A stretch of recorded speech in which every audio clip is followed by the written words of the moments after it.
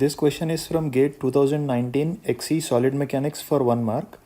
For a pinned slender column of length L with a uniform circular cross section and with second moment of cross sectional area I, the critical buckling load is PCR.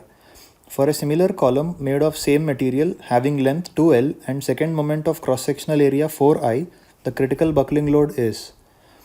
Let us consider the first case where the slender column is pinned at both sides. So this is how the column looks, which is pinned at both sides. It is given that the length of the column is L, second moment of cross-sectional area is I, and critical buckling load is PCR.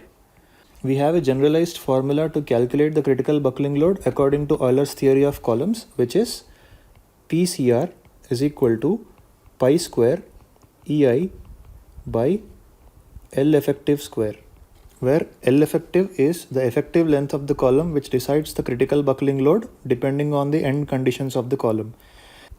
For a column which is pinned at both sides, L effective is equal to L, which is nothing but length of the column.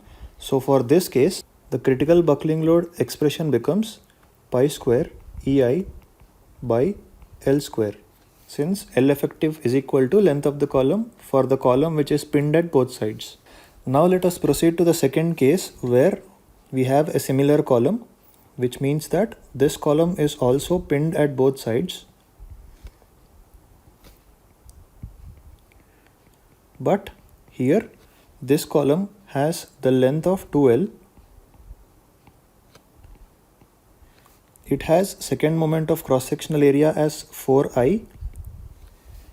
So we have to calculate the critical buckling load in this case. So since this is the generalized formula to calculate the critical buckling load according to Euler's theory of columns, so since this column is also hinged on both sides or pinned on both sides, L effective here becomes the length of the column, which is given as 2L.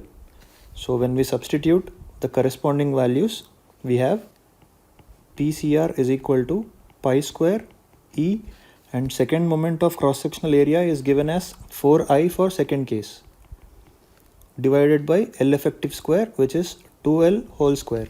So when we simplify this, we get pi square E into 4I divided by 4L square. 4 and 4 will cancel out. We will remain with pi square EI by L square, which is nothing but PCR, which is obtained in this case.